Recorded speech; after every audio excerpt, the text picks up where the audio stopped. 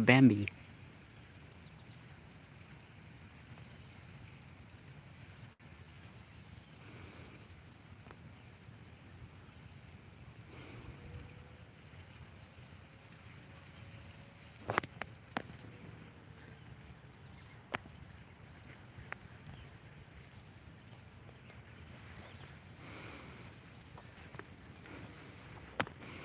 Good morning, my people. Welcome to Exploring the Ka.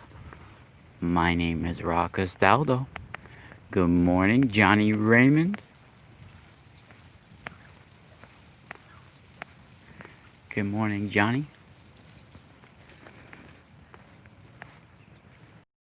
Johnny?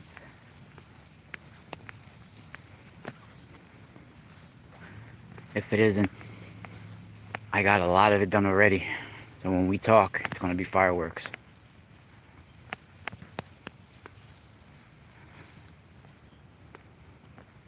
Mornings are best for me, so if you're ready tomorrow morning, we can do it.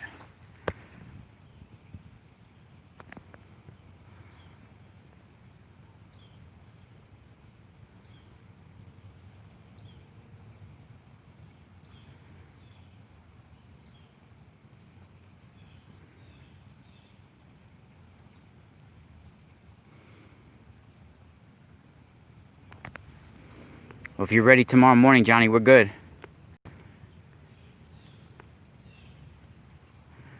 Like I said, I had to take a few months off from readings. You know, you could pick things up from other people, and I myself wasn't in the most grounded situations for a little while.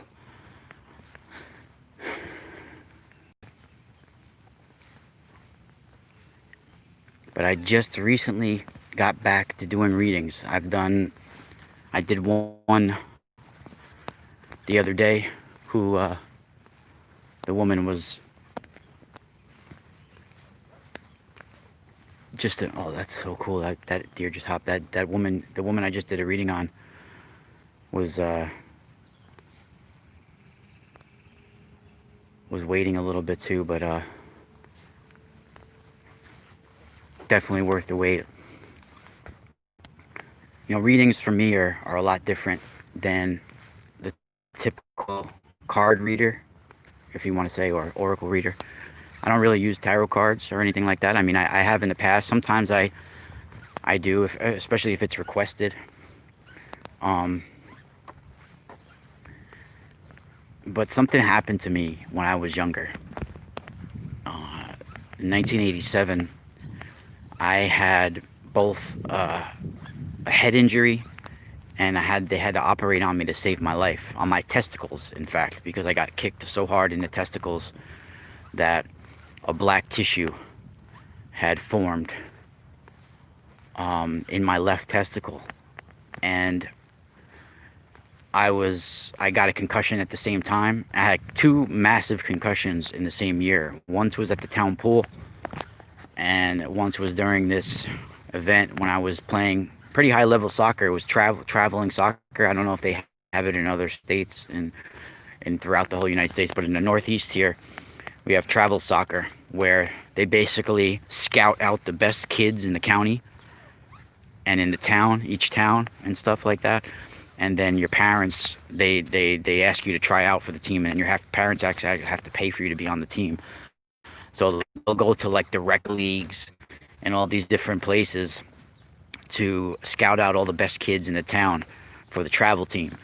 And for my year 1978, I was on my travel team. They were called North Rockland Sting. And it was a pretty high level game for being that young, being like 10, 11 years old, you know. And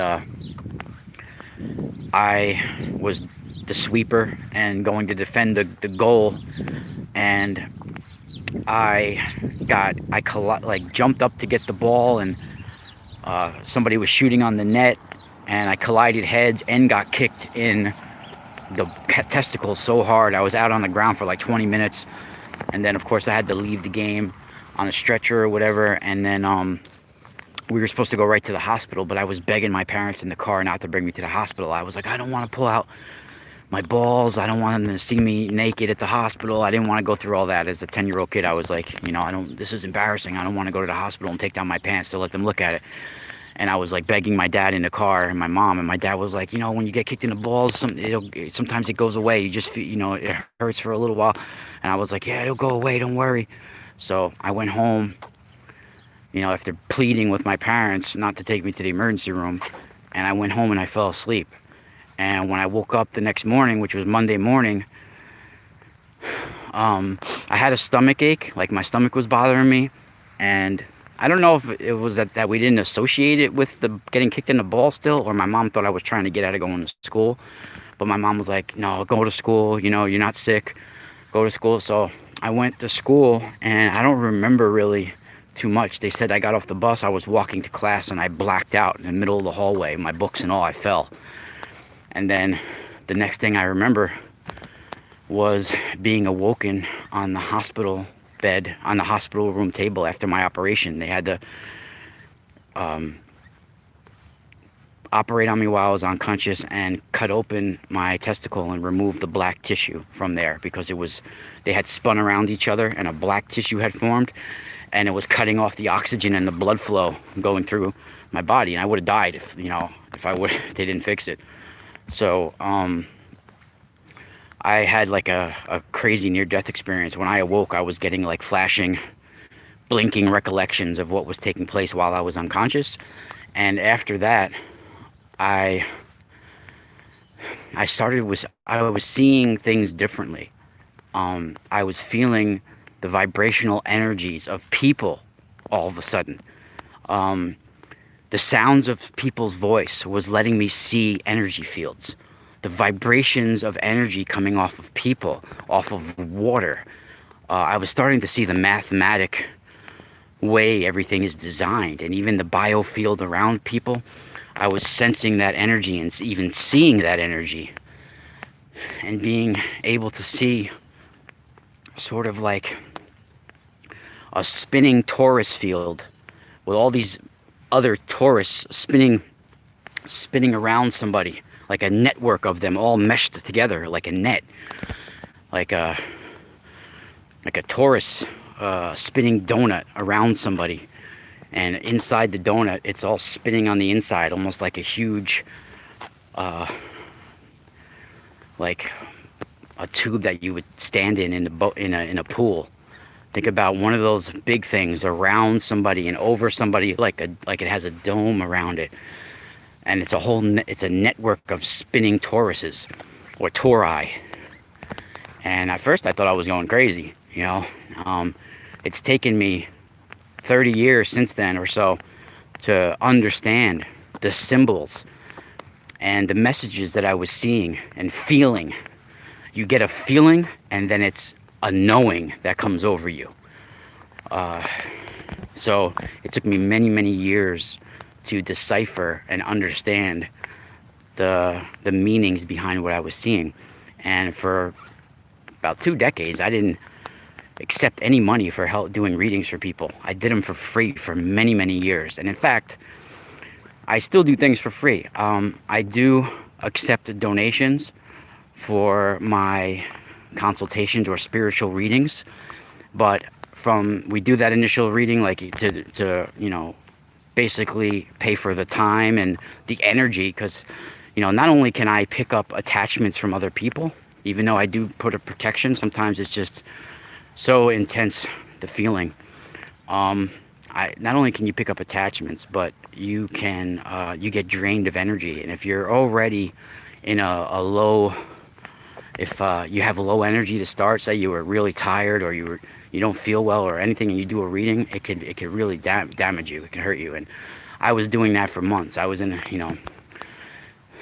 recently, my living situation isn't the best. We don't have too much space. My mother-in-law's in an earshot of us always, and she's putting out bad vibes and stuff too. And there's just a lot of things right now that is, and being tired and being this and that. So it was a lot of things that I'm the kind of person where I'm not going to do a reading on a person if I'm not fully 100% ready to do that. You know, look at a little woodchuck running. So, you know, I'm not going to put myself, the person, or my family members in any kind of jeopardy, or not be able to, you know, most people just coast their way through it and stuff, and you know, use the internet or whatever to get their information about doing a reading for people. They'll do like a readout or a printout about someone's horoscope, and they'll go from that. Mine's completely different. You know, I'm actually feeling the vibrational energy of somebody's spiritual timeline throughout their life and where it spikes in energy. And I could sense certain key moments of somebody's life, time-coded moments that are within your auric memory, your ancestral memory, however you want to look at it. And depending, you know, when you're born with a destiny, and you're born with time-coded moments in your life where at certain ages, at certain alignments within the way your sun rises throughout your sign and throughout your spiritual life and your physical life, when you're born, certain moments are ingrained within your timeline, time-coded moments where you're going to go through a change, spiritual transformation. Now, they're not set in stone. The time of these moments are set in stone, but the decisions that you make during those moments are not set in stone. So depending on you, on the way you handle those moments, the decisions that you make in those moments depends on the result of that moment and what transpires during that time-coded event, and what will transpire in the oncoming days and the forthcoming days afterwards. So, you know, when you're born, it's set in stone. Like, say at the age of 6, you're going to go through a change. Now, during that event, no matter, you know, how it's handled, how you handle it, how it's going on, what's going on, during that time period when you're going through this transformation, depending how you handle it, it's going to depend on the results and what kind of energy that you get polarized towards. It can lead you down light or the dark, you know.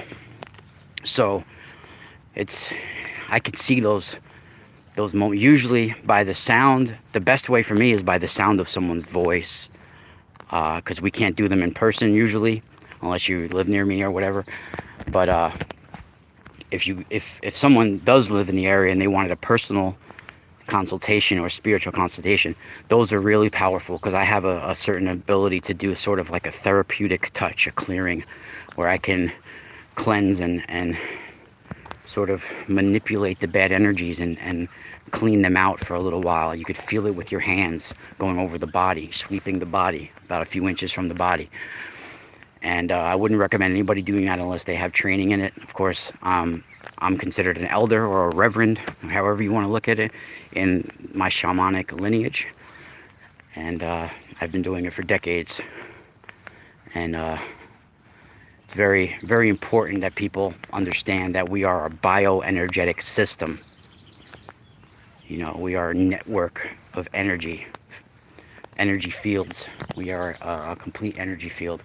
You see this place too, it's the giant black Madonna there. It's about 60 feet tall.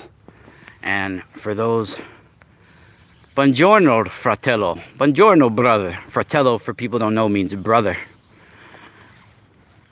Yes. Buongiorno fratello. My fratello, mio fratello. Ti chiamo. Ti chiama Luna? Ti chiama Luna? Chica Luna? Ti chiama? Mi chiamo Raffaele Antonio. That's where I get Ralph from. My first name is actually Ralph Anthony, Ralph-Anthony, Raffaele Antonio. So that's where Ra comes from. The R-A is actually Raffaele Antonio. It's a lot easier saying Ra. So, you know, that's how I do my readings. And, like, that's why sometimes you need a break. You need to recharge that battery.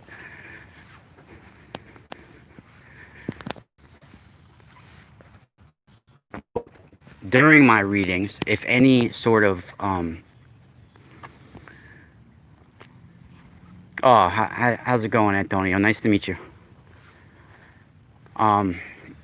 So during my readings, if we come across certain aspects of your energy field that may need work or healing, or if there's some sort of thought form embedded within it, or some sort of blockages, anything from then on, I don't charge for. If people choose to donate, then that's great. Thank you for the support. Or if people choose to support me in other ways, and if they can't afford it or whatever, then that's great. But when it comes to healing, I do not charge. I'm not like, okay, I can remove this as long as you give me $1,000.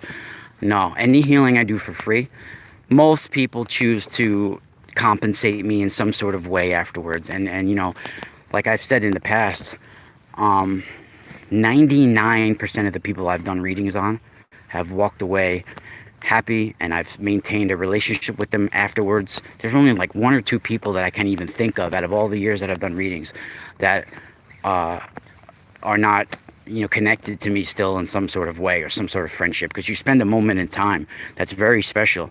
If someone lets themselves be open to you and you open yourself up to someone else, it's a very special thing.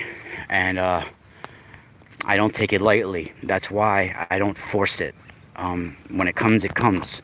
And I state that on my website, you know, that the moment you reserve your spot and you donate, I'm already working on the reading. You can never solve someone's problems in a half an hour or an hour, but you can start to identify some of the issues, and you can start to identify some sort of thing. So if someone's doing a half-hour reading on you or an hour reading on you, and they're like, okay, everything's good, I fixed you, then it's total bullshit. Now, how I do a reading is that before I do the actual reading, if I can, sometimes there's situations where you do a reading spur of the moment on someone you meet, if you want, or, you know, things that happen. There's different, you know, of course there's a variation. Everybody's different too. Not every reading is different. No two readings are alike.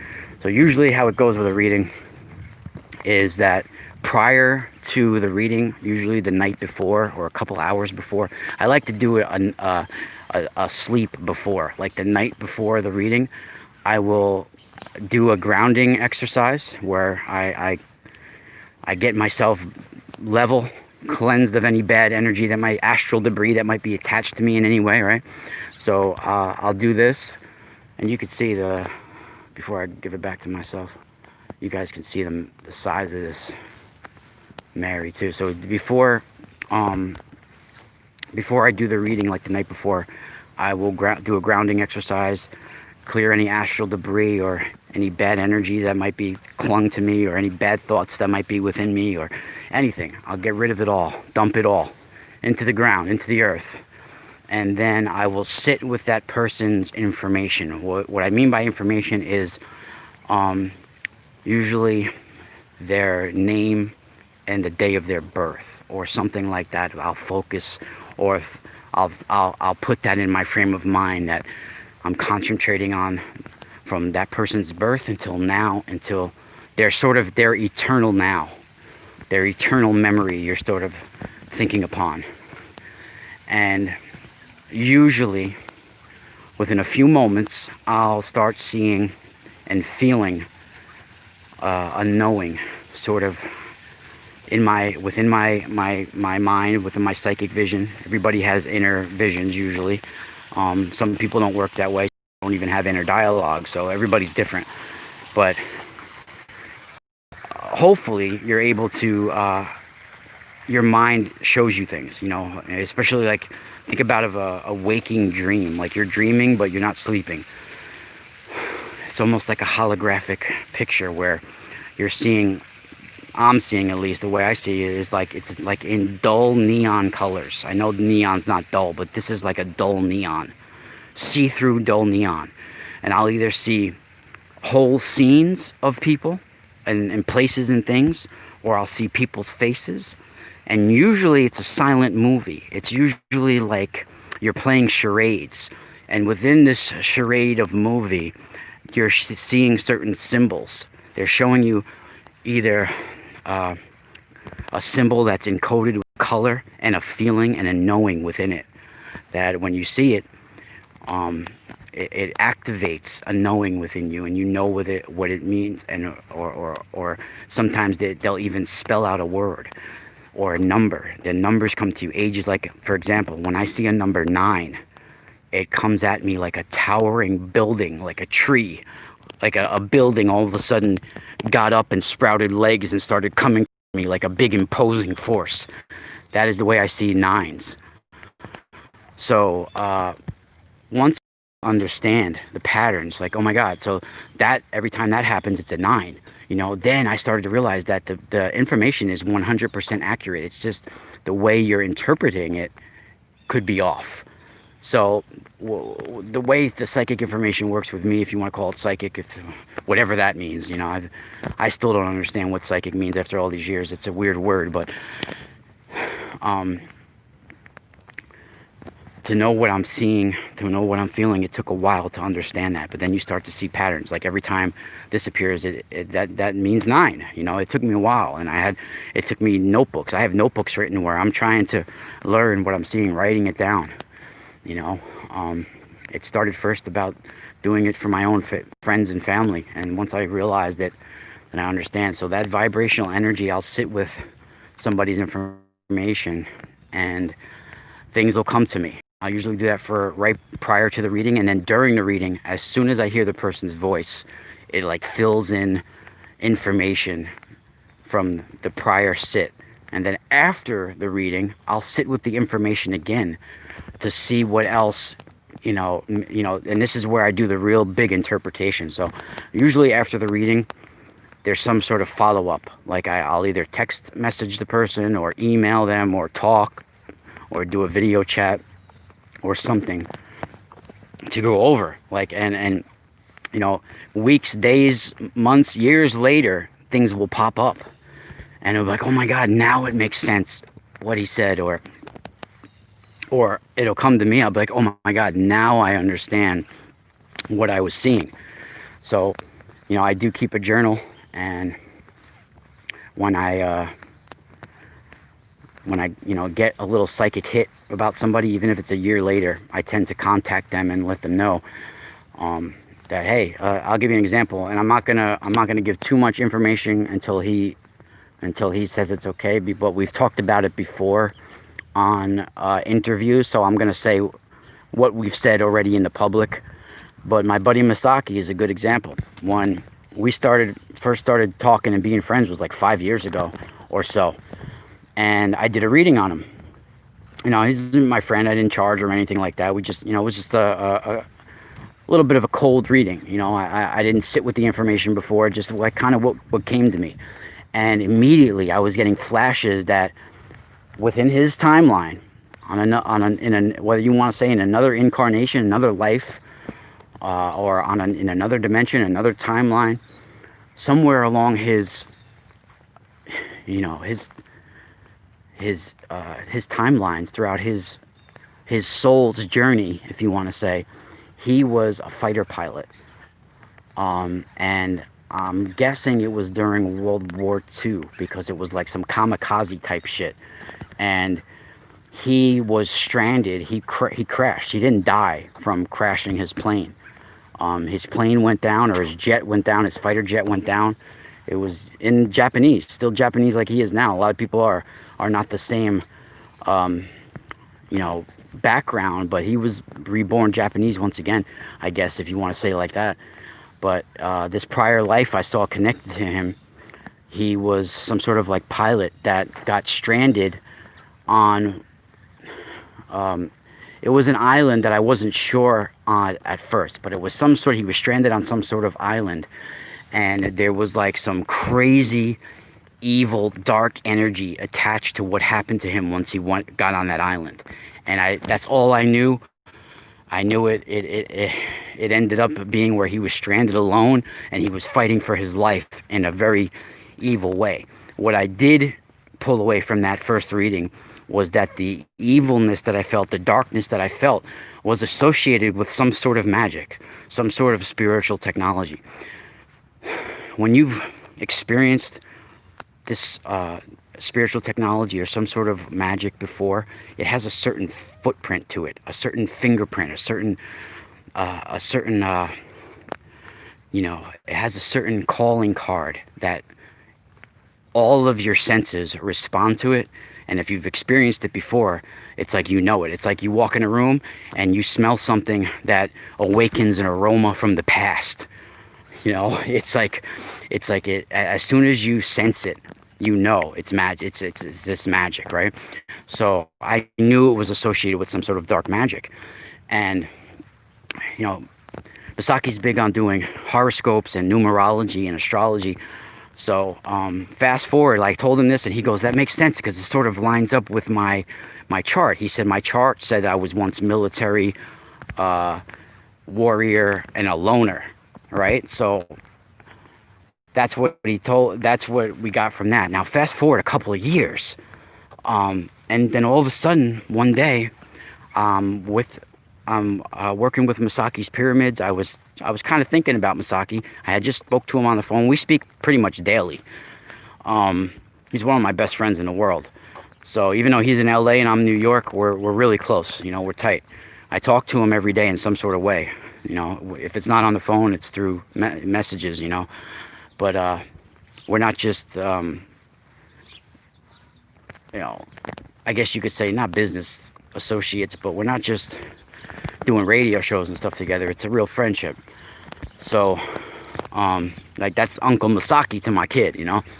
So fast forward a couple years, and I'm sitting there kind of meditating, and Masaki was on my mind, and then I got like a picture movie that came to me, and I saw him stranded on the island of Bismarck, which is like, I think, like near like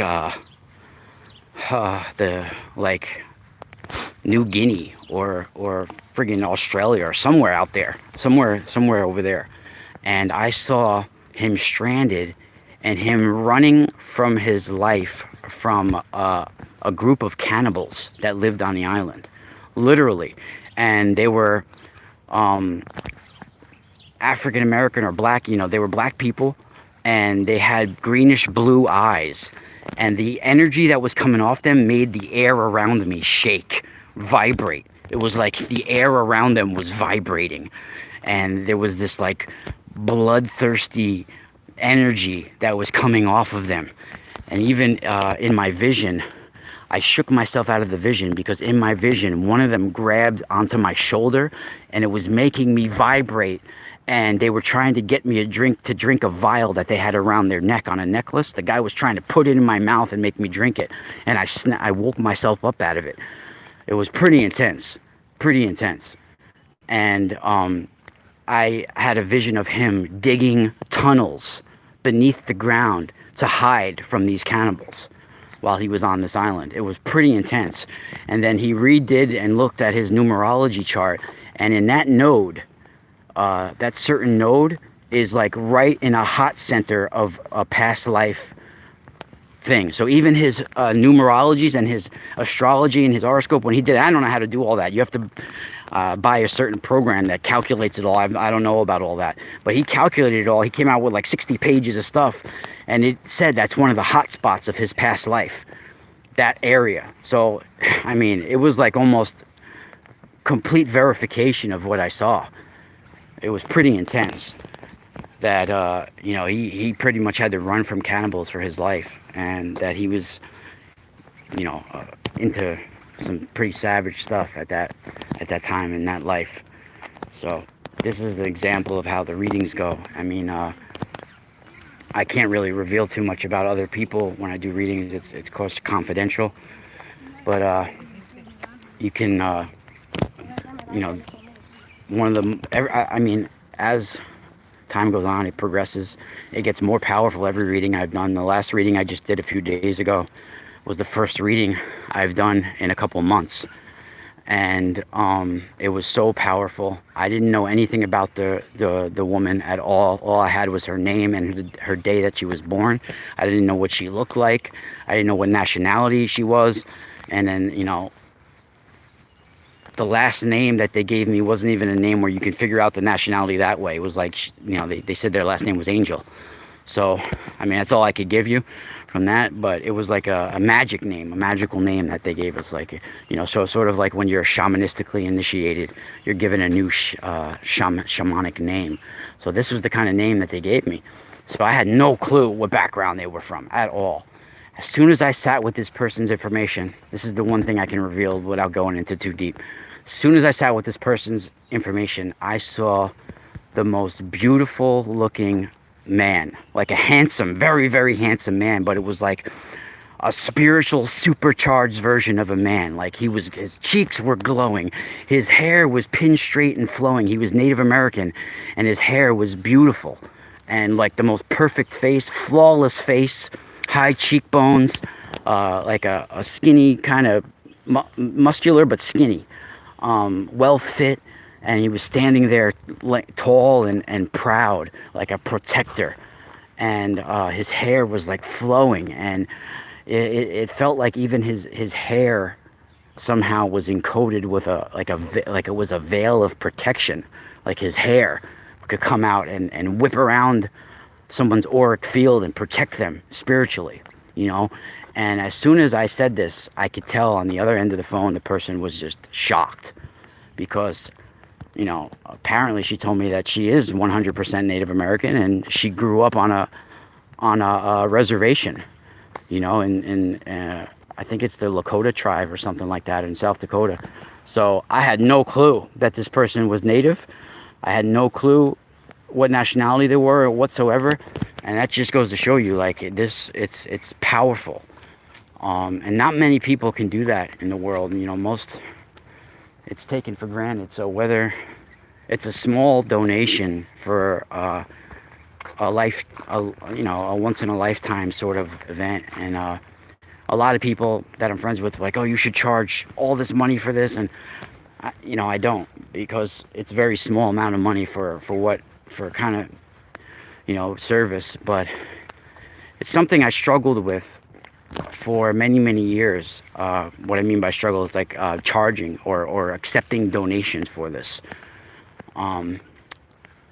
because you're kind of raised as a benedante, as one of the good walkers. You're kind of raised like you're not supposed to accept money for healing, spiritual right. So when it comes to healing, I don't. But when it comes to, I have to take some sort of compensation for my time and my energy. It's the way money is energy nowadays, So it was actually Solaris Blue Raven that talked me into starting to, put it on my website that you should donate this money for a reading, because it used to be just free, and I was getting taken advantage of, and people were calling me and left and right and trying to book left and right, and then getting fussy about it when I'm like, I'm not even charging anything. So I definitely I came to peace with it all, and I'm pretty much cool with it now. It's just that I have to be in the right frame of mind to do a reading. It's not just someone picking a card or doing something like that. It's very intense, So my Shamans Morning is usually about grounding, meditating, and doing some sort of walk to get my spirit and my physical body moving and thinking and going. So that's my Shaman's Morning usually, and I thought I would share with you guys some of my inside look into readings and how it's done. Let's go to the live chat for anybody with questions and anything like that. Yeah, I also, guys, if you go to my website, themysticalspiral.com, I have a new store now. I mean, you could go directly to the website through its own website, themysticalspiralstore.com, but if you go to my website, themysticalspiral.com, it's in the menu. If you click on the store in the menu, it goes right to that.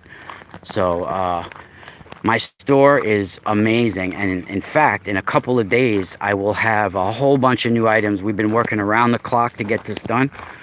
I have a whole bunch of new items coming, like these items, these tensor tools that you see. These are so powerful. I had 2 people just pre-order them the other day because they're being made now. Ms. Fire Horse. What's weird with the emails is that I get, you wouldn't believe it, but I do get a lot of friggin' emails. Especially, I get I would say 100 a week or so. I mean, that's not a lot, but I get where a lot of people are telling me their whole life stories in the first email. So try not to do that. Like, you try to say hi at first and build it from there. Because it's really hard to just like go through all these emails. It would take my whole day. So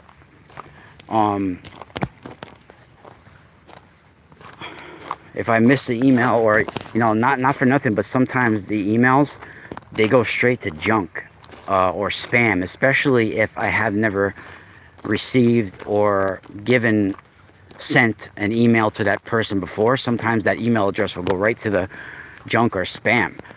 So I will check. I don't remember seeing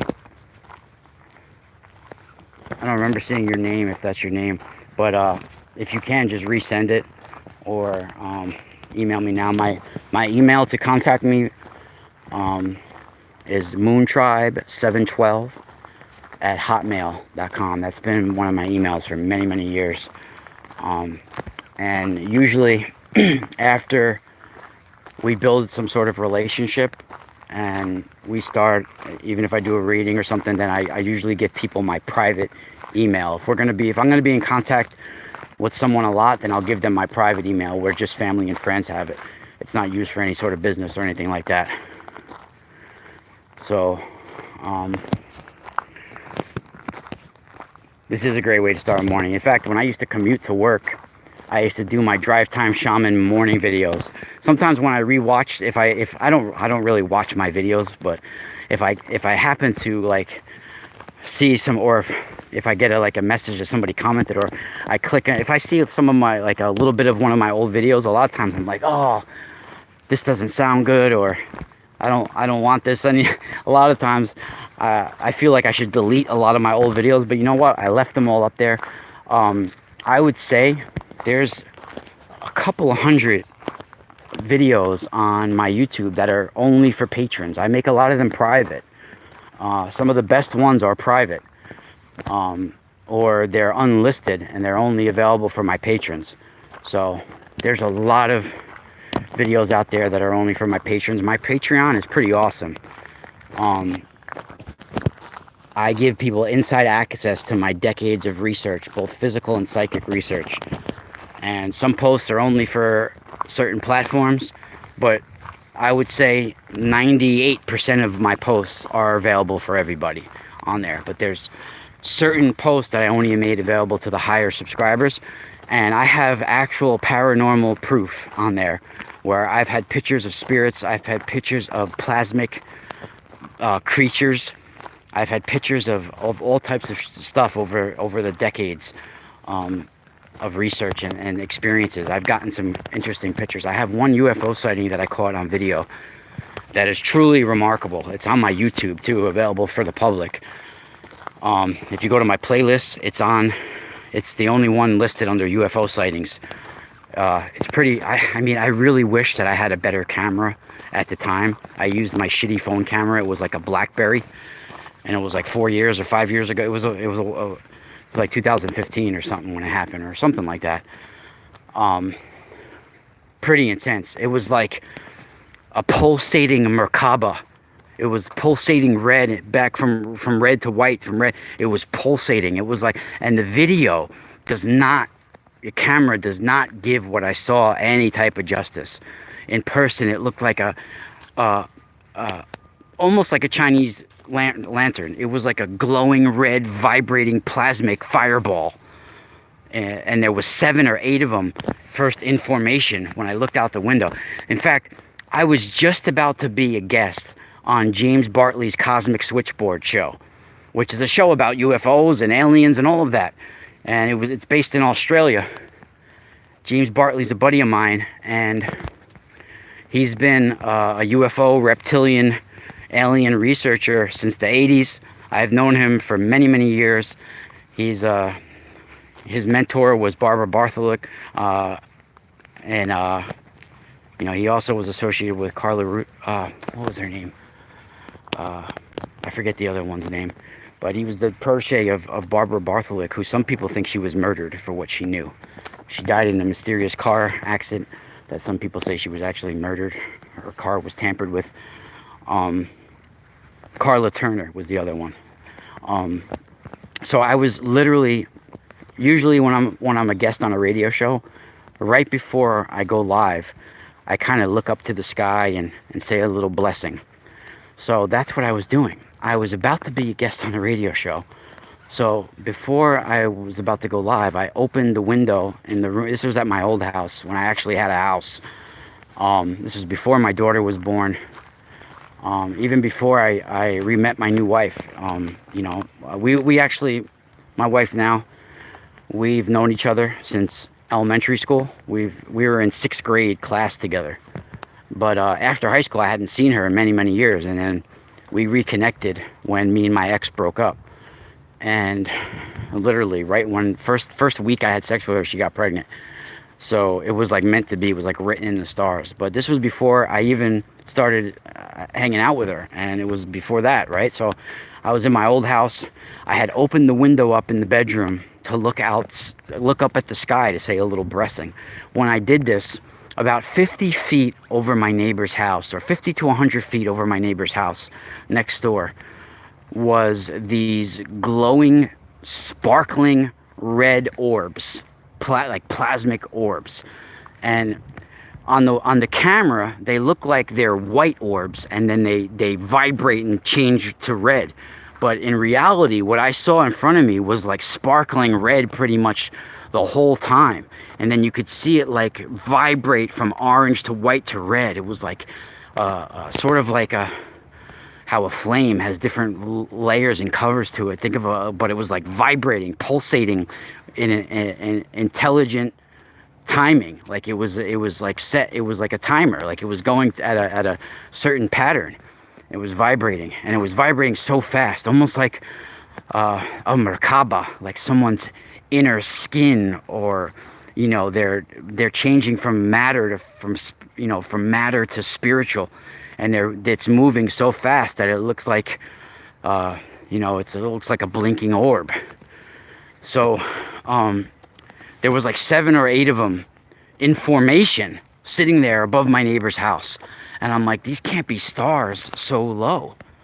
And, you know, my ex's daughter even came. She was like 17 at the time. She came to the window and looked out, and she was like, oh my God, those aren't stars. And she's not one that's into UFOs or anything like that. So she even admitted it. She was like, what are those? And they were like in formation, sitting there. Not in a circular formation, but almost like in a row, but one was like up, one was down, one was up, one was down. They were like in a weird formation, just sitting there, sort of like hovering, completely silent. I had the window open, completely silent and vibrating. And then they started to move erratically, around and switch the formation they were in. That's when I was like, oh my God, this is not of this earth, or if it's from this earth, it's something that we do not fully understand or know about. It was definitely moving intelligent. It was definitely silent, and it was definitely one of the most amazing things I've ever seen. But the weird thing is about it, I had this calm that came over me. My heart wasn't racing. I wasn't like really that excited. It was like a calm that came over me. And once they moved, I went and got my phone and went to go outside to see if I can get a better look and see if I can get a video of this.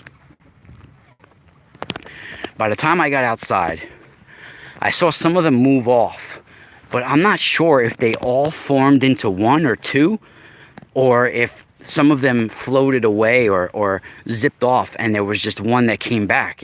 Because by the time I got outside, I only was able to get a video of 2 of them. Or if it was the same one that disappeared and then came back. But by the time I got outside, it was like it was waiting for me. I came outside and they were gone. But then one came down right over my neighbor's house, about 50 to 100 feet over my neighbor's house, right there for me.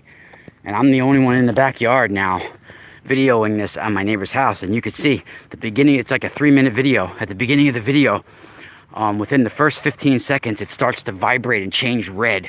And it's moving around the sky. And then I'm like, whoa, and then it goes away. So then I pan my camera to the other side of the sky, which is I had to turn around to show everybody, look, that's the moon. The moon is way bigger and a way different color. And then I went to the other, and I'm like, what I just saw was on a complete other way of the sky.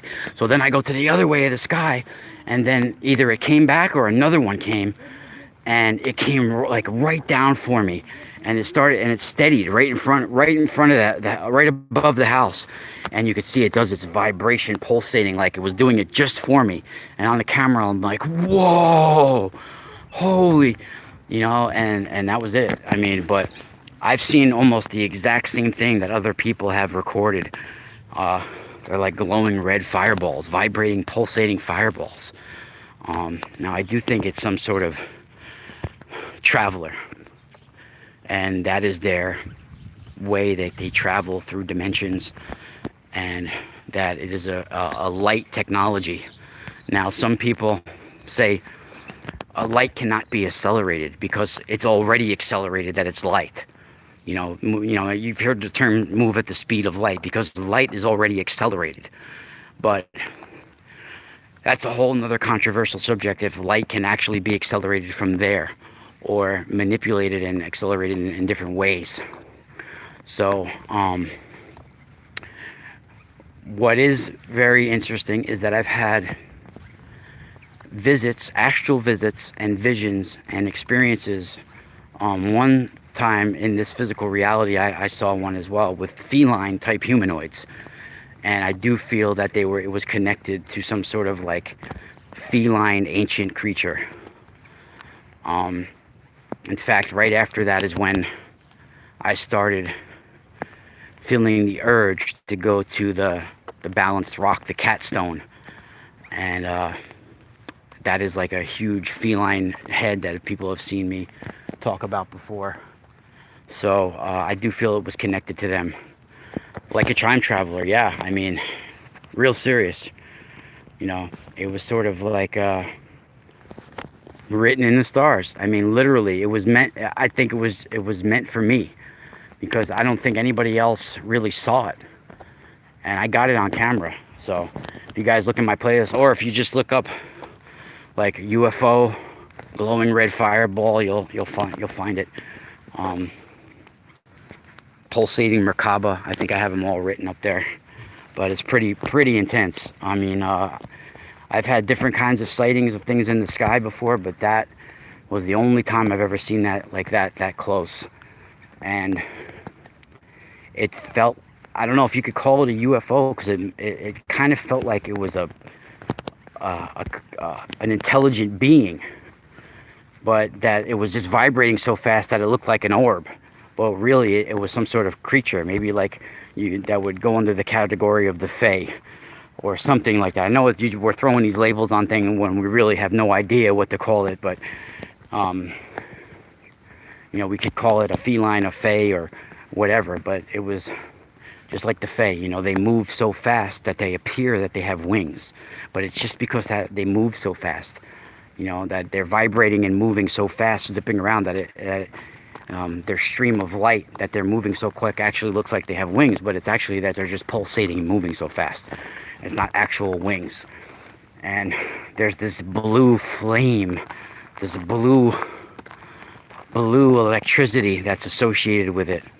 From crossing over to other dimensions, there's a blue and a violet sort of like light that's associated with that comes over, that appears.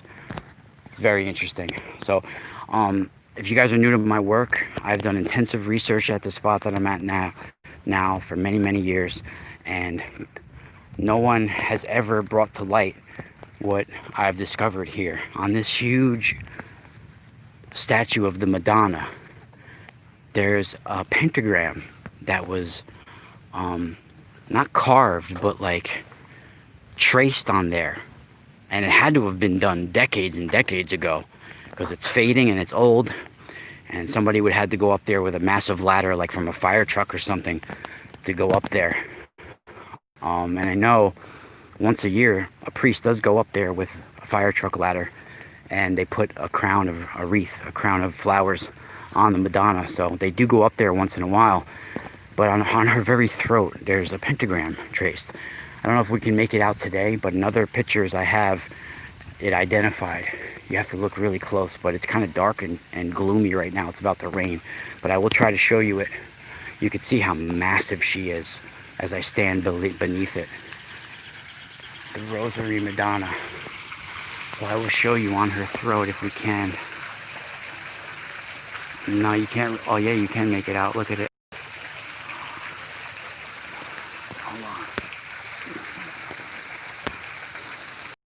Hold on, let me get there.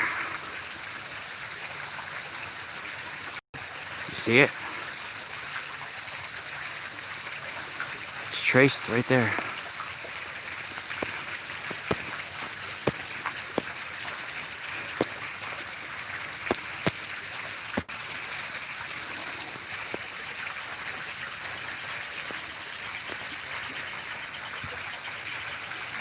I don't know if you guys can make it out. Right there. But on my Patreon, I have it clear. And, let me hold my fucking hand.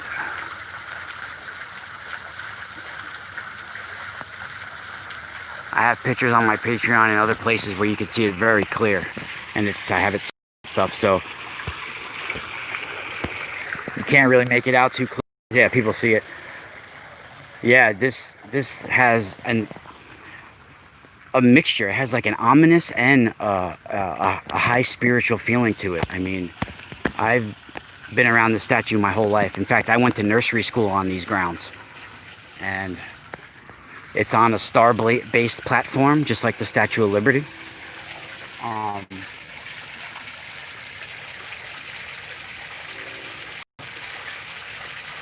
Made out of Vermont stone, the base. You can see sometimes she cries, even if it's not raining. You'll see it's like tears are coming from it too as well. People put all sorts of things here. It is huge. I'll show you a little. I mean, with the platform and everything, because they have this big like 10 to 12 foot platform. With the platform, it's about 60 feet tall. It's like the Rosary Black Madonna. And, you know, I could break it down even further for you. Because basically the Madonna is Isis, right? And what's Isis's, one of Isis's symbols is the crescent moon, right? So check this out. You could see her right there, of course, right? The rosary that she's holding in her hands goes in the shape of a crescent. From one hand to the other, it's in the shape of a crescent moon. As you see the rosary? It's like a banana. It's in the shape of a crescent. So she's literally like standing in the crescent moon. The rosary is the crescent. And is spell work. It's prayer beads where you're wishing and praying for things. So it's witchcraft. The rosary beads are witchcraft. So you could see the rosary beads are in the shape of the crescent moon. So it's Isis with the crescent moon. And Isis is associated in ancient Egypt with the throat area. Every Egyptian goddess has a different body part that they're associated with. And Isis and the Ritual of the Dead is associated with the neck area, throat area. This is where your speech comes out of to pray for the rosary beads, right from the throat. So it's very significant that you have the pentagram on the throat. And all around us, you see all of these statues around us? Those white statues, they're circling around this, they're everywhere. Those are in, each one of them is a different prayer. The sorrowful and the gloryful mysteries, and they're all mantras or prayers that are said with the rosary beads. So all of this right here is prayer work or spells that go to the Virgin Mary or the Madonna. And it's a prayer park. It's generating a force, a circle, an energy field around the statue. It's actually a crescent. You know, these are in the shape of a crescent going here, right? See, it starts here and it goes in the shape of a crescent to right there, right to where my car is. It's like a crescent shaped. So, and it's in the form of every one of them is part of the gloryful and the sorrowful mysteries, which are mantras and prayers or spells that are said for Mary. Each one of them is a different part of it. The coronation, the Assumption, all of these are different ones. The resurrection, all of them. And you can see it is in the shape of the crescent moon. And she has the crescent moon rosary beads. And she is the black Madonna, the dark black face, black picture. And it's there's a local hawk or falcon that always comes and sits on top of her head. So it's basically like Horus on top of Isis, the falcon or the hawk, And I mean, I can go on and on with different things about this statue that links it to Isis and the Egyptian cult of the dead. Catholic Church, Christianity is a continuation of the Egyptian mysteries and cult of the dead. The original people known, the well-known version of the Madonna and Child. It's a well-known, they do a lot of paintings, statues dedicated to the Madonna and that shows the Madonna with the baby Jesus. The original version of the Madonna and Child was Isis suckling Horus. You could see examples of this on my Patreon, patreon.com/themysticalspiral, where I go deeper into this. But you could see each one of these is another mantra or prayer associated with the rosary beads and Mary, What's very interesting that I've never shown you guys here is the statue of the Ascension of Jesus with the Madonna. This is the next one because it definitely is the worship of Dionysius. Now, check this out. This shows this ominous statue. Look at, this is Jesus. Look at his eyes. Right? And it's showing Jesus with no arms. His arms have been decapitated here. Now, this is the exact story of Dionysius. Dionysius was torn limb from limb by the Titans, and his body parts were thrown in a stew pot and broiled and eaten. Now, you can look in that, I think he was lured by the goddess Hera or something. I forget what the goddess's name, but he was lured. His father Zeus went away, or Juno. I forget what Jupiter. I forget Zeus is another form, but his father went away for a little while, and while he was gone, the bastard son was murdered by his jealous spouse, by Zeus's jealous spouse. She had her titans, her giants, rip him apart. They lured him out by setting candy or something for him, and when he came out, they ripped him to shreds and boiled his body and ate it. And Dionysus is always pictured with no arms coming out of the tree trunk, or something like this. And Jesus is another form of Dionysus, and he's shown right here armless. And if you ask the locals, they'll say at one time the statue fell down and it broke the arms off. But it's the only one here without arms. And there's another statue in the wood of Jesus, and there's no arms on that one either. So what's the odds the two statues of Jesus have no arms? Very, very intriguing. And in my opinion, it's Dionysus worship. Now, doing my Akhenaten files. I've just started on my Patreon, which are really mind-blowing information because I've deciphered and translated all of this stuff in a whole new way. I'm translating this shit the right way, and I'm not saying I'm 100% accurate, but they need to be re-examined because since people have started translating hieroglyphics, we've come on and rediscovered so much technology, like particle smashers and colliders and things like this, quote unquote light technology, particles, and usually like with scientists and all these people, when they find these bits of photons and electrons, all of this, they find new things that they can't fully explain. They just call them particles. Oh, look at these things. These are new particles. Particles is like a label for saying we don't know what these freaking things really are. So the whole thing of generating the Higgs boson through their technology and finding that Higgs boson does exist and dark matter and everything that they're working with.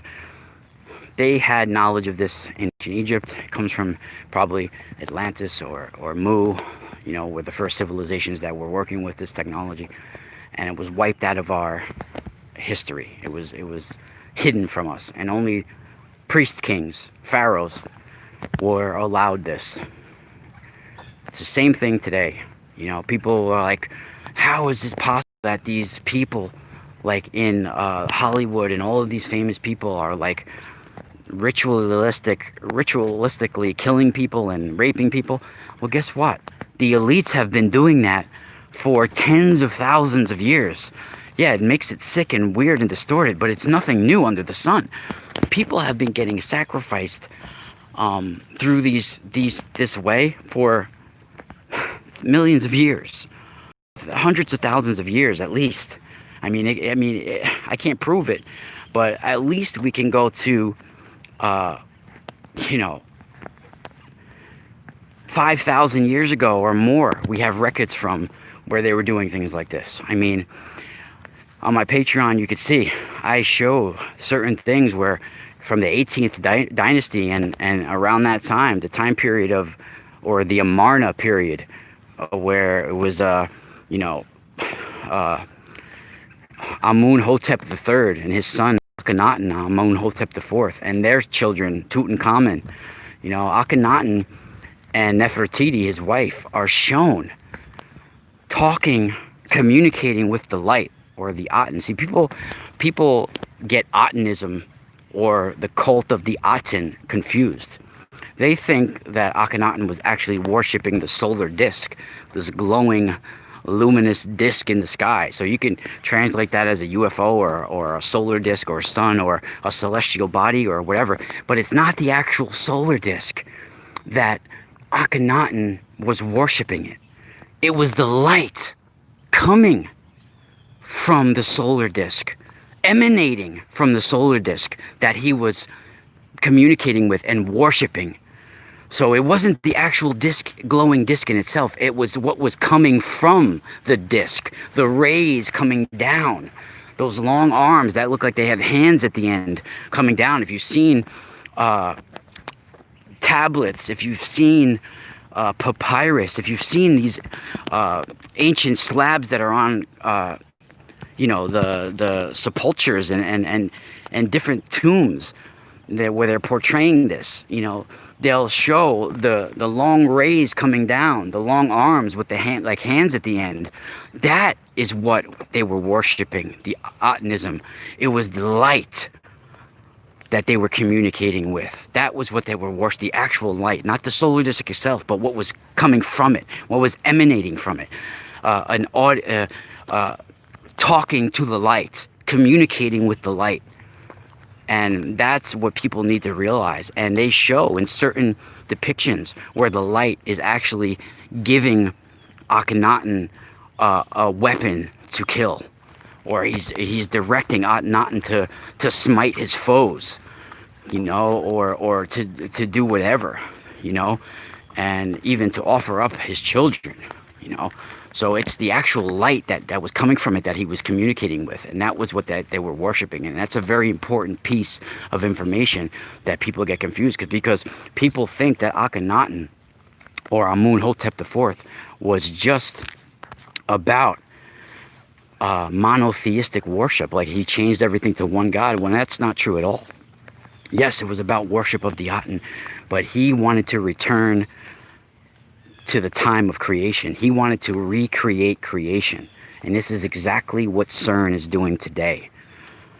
CERN is trying to go back to the point of the moment of time where there was a collision, particles collided, and they're looking to recreate creation, and that's exactly what Akhenaten was doing. And I explained this on my Patreon. He actually was going all over Egypt to change things to make it look like they were when the gods roamed the earth. So he wanted to change the timeline. He wanted to change the society to look like it was back in the old days. He was like, oh, this wasn't there yet when the gods were here, so we need to take this down. So he was actually editing the timeline, Really intense information. And that's why we need to translate all of these ancient codes within these pictures and murals and everything a whole new way. Definitely. And this is why a lot of Akhenaten was erased from the record. A lot of it was taken away. Akhenaten basically means one who was efficient for the Aten. The Aten being the glowing disc. And, you know, he moved his capital city from, I forget what the name of it was, Thames, I don't know, but he moved his capital city from Thebes, to the after like his 5th year of reign or so. He moved his capital city from Thebes all the way to Middle Egypt. And he didn't just go out to middle of nowhere like they portray it. He went to the home of the Ogdode, and he went right across the river from the Nile, the eastern bank of the Nile, from the Ogdode, from the creation of the Ogdode. And his father, Amunhotep III, actually built his famous capital city right around that area as well for a while. I have the name of the cities written in my Patreon, all that, like the name of the spiritual center and all that. But Akhenaten brought his, look at this too. I've done videos on this in the past, everybody. But this right here where I'm at now, this is the exact replica of the town, I mean, of the house that Don Bosco was born in Italy. They recreated it brick by brick. It's a birth ritual. And Don Bosco, in like the 1700s, I think it was, 1780s, he was born in the house he lived in Beachy, Italy. And they recreated the house that he was born in brick by brick. And Don Bosco was somebody who raised the dead, everybody. I don't know if you guys realize that, but he had a couple of instances when he raised somebody back to life that was dead, and he was getting spiritual premonitions. He was getting prophetic dreams, premonitions in his dreams, and all sorts of things. He was a psychic, and he was a strega. He had strega DNA, and he was just, in order for him to be able to go all over the world and not be criticized and taken as a witch, he had to be part of the Catholic Church. I mean, he did believe in God. Trust me, he was a man of God, but he had to be with the church, just like Padre Pio, or else people would have said they were crazy talking to spirits and all of this. But this is the actual birth house of Don Bosco. Look at, oh, it was in 1815, not 1780s. See, look, this is a replica of the house where St. John Bosco was born, which is Don Bosco, August 16th, 1815 at Beachy, Italy. And you could see, this is the one room that I snuck in last time that you can get in, because everything else is locked up. Where this is like a ritual room right here. Look at this. Can't really see in there right now, but it's pretty intense. I got a flashlight next time. You got to sneak through the window. But if I go up the stairs and you look in some of these windows here, this place is haunted as fuck. Like, look through these windows. Look, there's a bed in there, cross on the wall, everything. At one time, they had it a museum, but people were experiencing weird things in here, and they had to close the museum. It's now boarded up and locked up. At one time, there was a fire in here as well.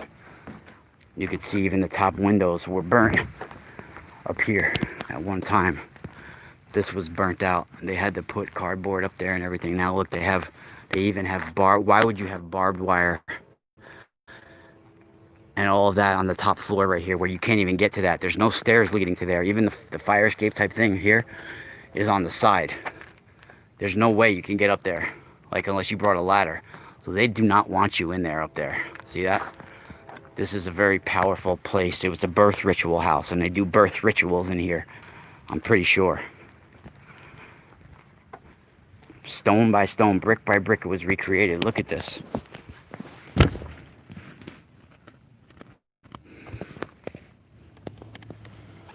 Pretty intense.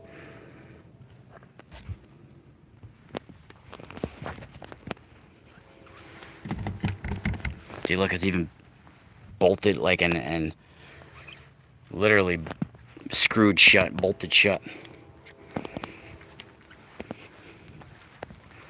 I don't know, where was I? Where did I leave off what I was talking about with Akhenaten? I forget now.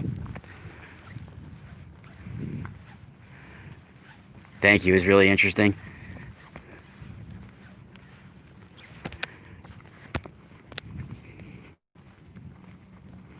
Birth ritual of Don Bosco, and they do birth rituals where at their moment of, they recreate the baptism and the birth, and they do a spiritual initiation into the faith where your soul is dedicated to the faith. It's a birth ritual. And he was literally born in the house. When someone's born in a house, it's a portal. That house becomes an open portal. The hospitals too. I mean, those are gateways now. It's where someone's coming from another dimension, the Stargate of the Mother. It's an emerging into our world. Even the goo around the baby is similar to what is around people sometimes when they cross from one dimension to another or have some sort of ectoplasmic experience. You're in the Stargate of the Mother.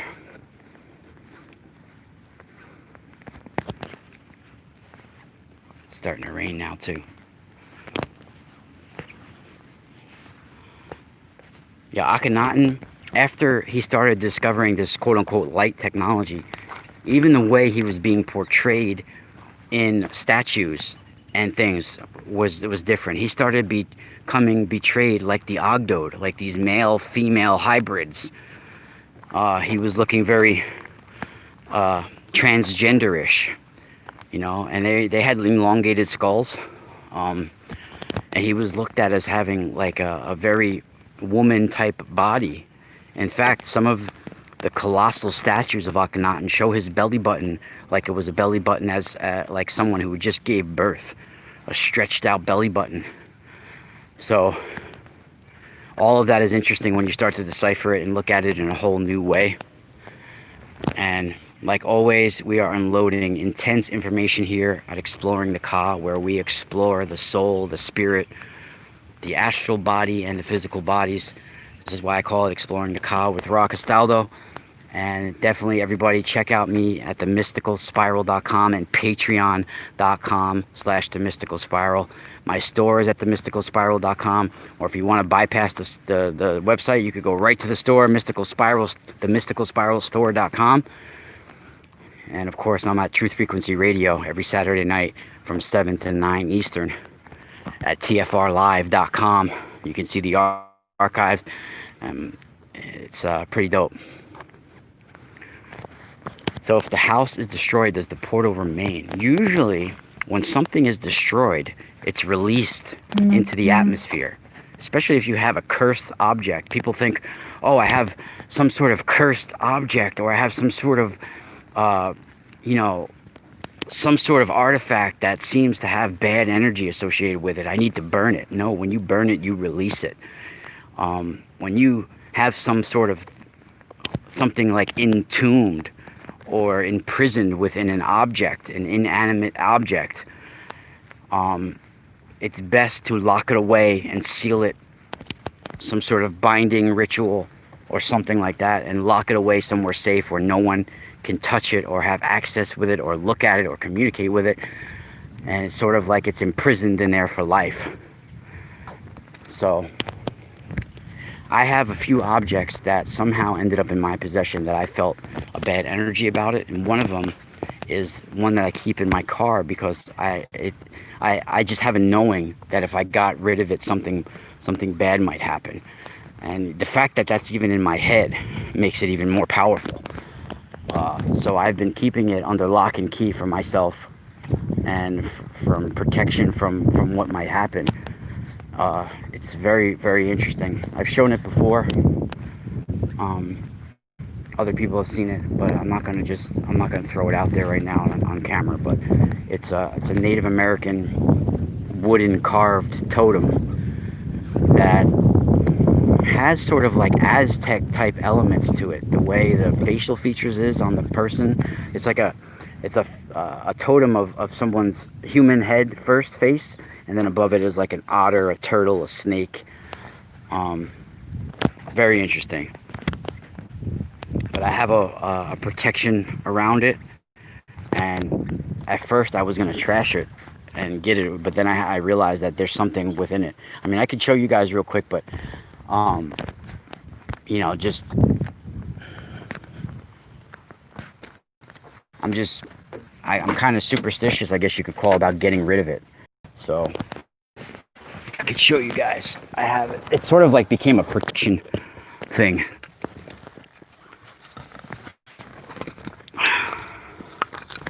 Show you. So this is very interesting. It ended up coming to me some very interesting way when somebody who owns a sort of like artifact or antique shop, I went in there and he gave it to me. You know, he said that I finally found somebody who could be the protector of this. It's kind of weird because he had no clue who I was. He just felt it about me.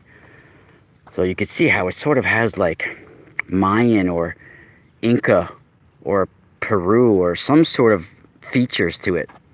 You know, it doesn't look typically Native American. It looks almost, well, they are Native American, native in a way.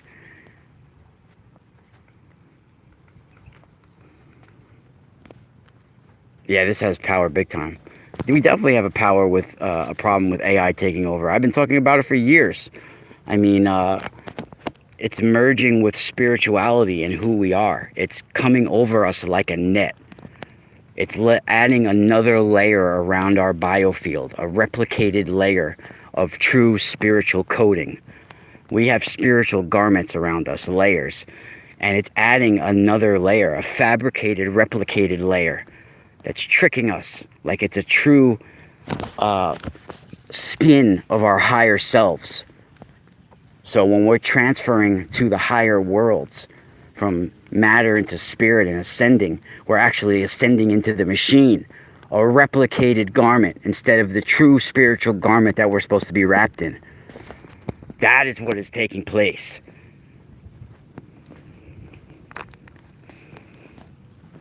Thank you, everybody, for being able to share this information with each other and have this chat room. You guys can support me or donate at themysticalspiral.com. Definitely hit the subscribe button if you choose, if you like this information. Thank you, Ms. Firehorse. Contact me again if you sent me emails long back and I never got back to you. It's my bad. You know, like I said, I get a lot of emails from time to time, and it's possible that I never even got it or saw it. So I definitely do not ignore people on purpose, but I mean, there's a few people where I had to block. So where, you know, it's just they're just, I can't deal with their shit, you know. I don't have time for it. But thoughts and predictions out loud, I want to give a shout out to, because I'm pretty sure it was you who made a couple of video clips of some of my old videos, and they were really dope. If people want to check that out on your YouTube, I'll give you a little shout out. Support her. I definitely welcome that. As long as people don't make me look like an idiot, you could definitely do things like that. It was very creative, thought and perception out loud. It was very creative. Those videos that you did back in the day, a couple of years ago, whatever, those were really dope. I didn't see them until like months or even a year or so after you did it. Like I didn't know about it at first. And then I was at my friend's house one day, and he typed my name into YouTube search just to see what came up, and one of your videos came up. I was like, oh, cool. I think I even commented on them and said that, you know, this is nice. Most people would probably get pissed off. Oh, they're using my material. No, I thought it was very in good taste that you did it. And I enjoyed it, actually. I appreciate it. It's an honor to be, that somebody would take the time. That means they were influenced or they were affected in some positive way by my information, and that's exactly what I'm looking to do. You know, I do benefit from doing this too as well. I feel good about myself after doing videos and giving people information, but I do it mainly for other people. You know, it's for people to, you know, even if, you know, I'm not telling you to believe everything I say. I always say that, you know, I'm hoping to intrigue people to do their own soul searching and research. But if say if I do a 20-minute video or even an hour video, even if there's just one little nugget of information that you retain, and you know, just a one thing, then that's my job is done. That's amazing that I did that. But you know, from all the, I'm sorry if I say you know sometimes too. That's like almost like a filler, like your crutch. It's like a verbal crutch that you use when you're looking for, you know, that's, we're all, I mean, I don't really say it on the radio too much. I'm pretty conscious of it when I'm on the radio. But I ship outside the U.S., but the only thing is that I have to charge for people for shipping outside the U.S. on any sale that's within the U.S. on my website. I ship it out for free. Shipping is included. But outside the U.S., unfortunately, I have to charge because it's way more money. Like, for example, if something costs $5 shipping inside the U.S., most likely it's $30 more or so sometimes when you're shipping. This guy's yelling. You all right? I'm not following you. I'm walking around. No, but I can't get to my car. Who's stopping you? You're in my way. What do you mean I'm in your way? Huh? You're not supposed to oppose each other. I'm pretty sure we're outside, first of all. And second of all, I think we're supposed to spend 6 feet apart. You're about 50 to 100 feet away from me. Not when I pass you, I ain't. This is not wide enough. Man, you're supposed to be at a religious, spiritual place, and you're losing your mind. What the hell are you talking about? This is the like 8 feet wide. Who gets angry in front of the Madonna? You're... Because I tried to go that way. Have a good day, sir. And you followed me. Have a good day, sir. Take care. You can have the whole park to yourself.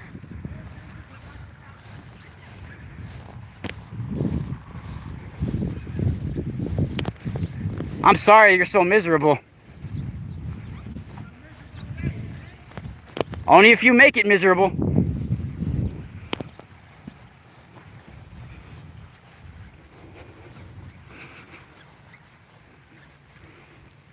That guy told me I was in his way.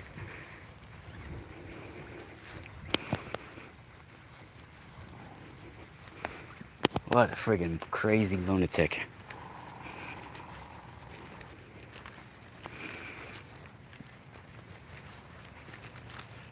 What a friggin' nut.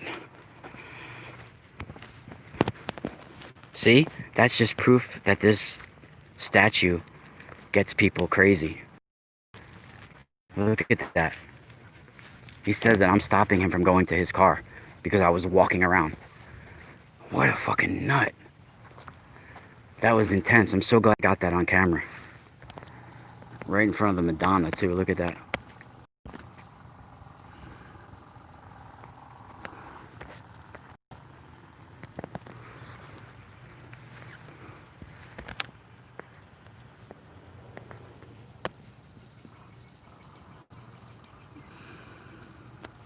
People are crazy.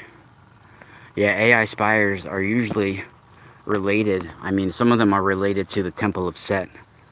Red and black AI spiders I've seen connected to black magic. Yeah, that guy was a big jerk.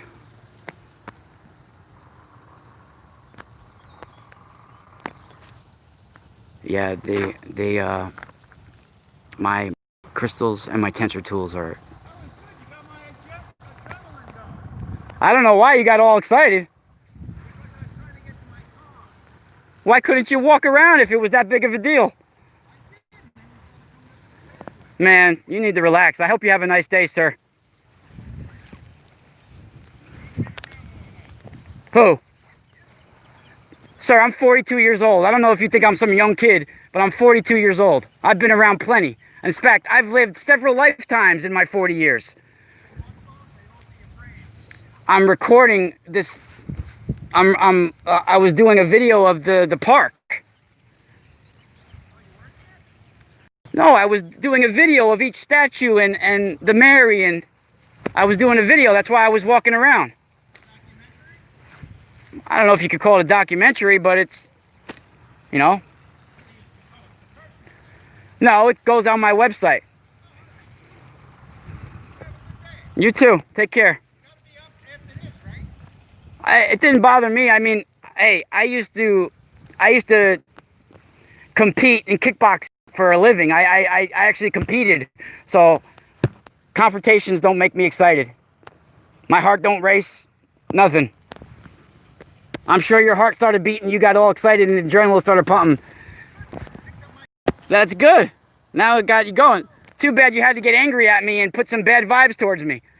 That shouldn't be the way to get your adrenaline. Maybe you should do some jumping jacks instead of being mean to somebody. I've been doing calisthenics since Jack Malay and Charles Atlas. You ain't telling me nothing. Well, obviously you ain't getting enough out if you're getting angry at just some regular dude in the park in front of it's supposed to be a religious place as well. So,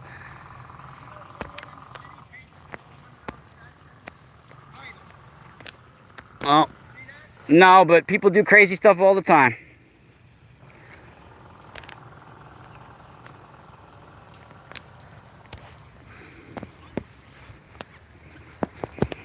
Well, everybody, now the guy's trying to apologize to me.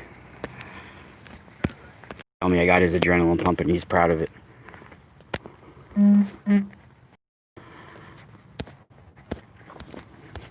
He said, first he was like, oh, you haven't been experienced with life enough yet.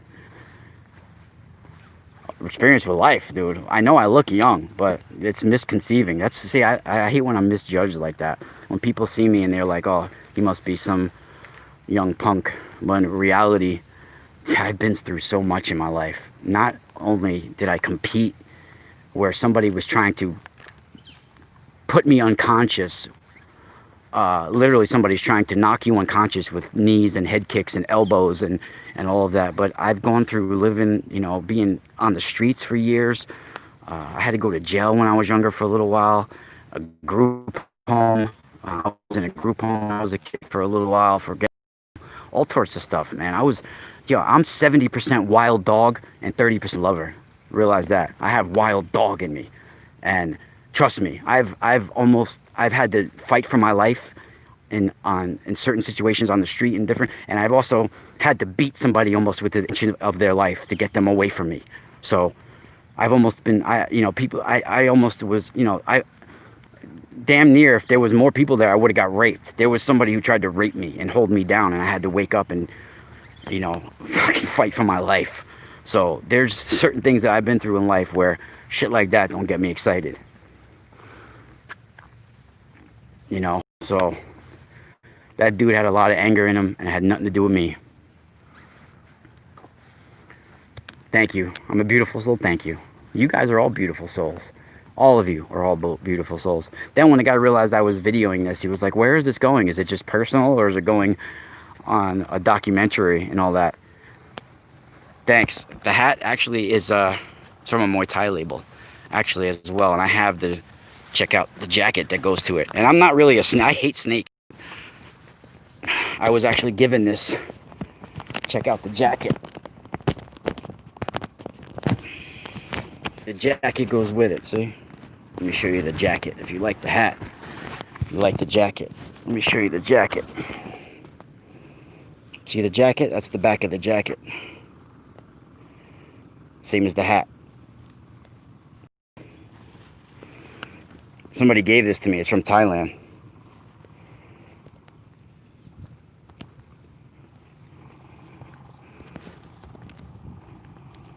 So I got the hat and the jacket. Well, shit, see, I'm wearing a Muay Thai shirt. Shout out to Hyena Muay Thai from Las Vegas. I think this guy's name's Mark. Mark Beecher. Mark Beecher, I think his name is. Who I got this shirt from. This is an old school shirt too. See, look at warrior wear. This is mad old school.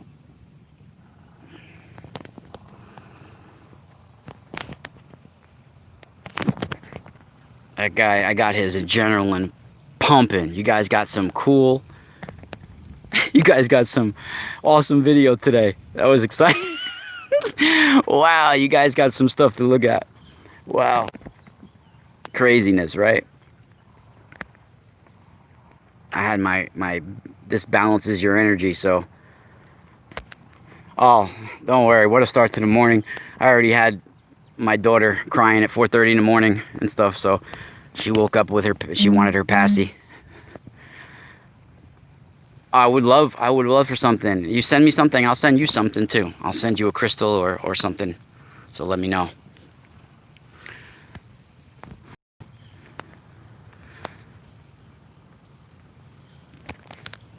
Well, I only have 2% left on my phone too. So guys, thank you for joining me. I won't make this video private. I'll leave it up there for everybody. My crystals work, guys. I got new kyanite specimens. My kyanite specimens are intense, really intense.